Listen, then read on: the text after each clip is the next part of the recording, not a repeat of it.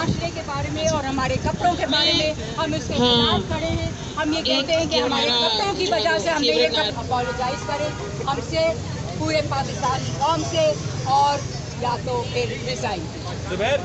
मेरा ताल्लुक़ human rights commission of Pakistan से है और आज हम यहाँ पर ख़वातीन और ट्रांसजेंडर और अपने हम ख्याल दोस्तों के साथ यहाँ पर मौजूद हैं। जो इमरान खान साहब के बयान किए गए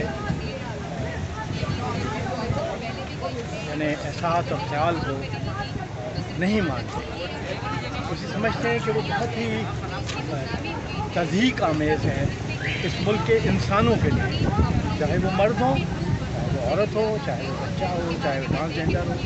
क्योंकि देखिए क्या ये कपड़ों से ये तारीख़ बता रही है, इस मुल्क की तारीख़ बता रही है, जो हमारे जिस इलाके में हम रहते हैं इस मुल्क की तारीख़ हमें बता रही है कि सिर्फ कपड़ों की वजह से तो रेप नहीं होता।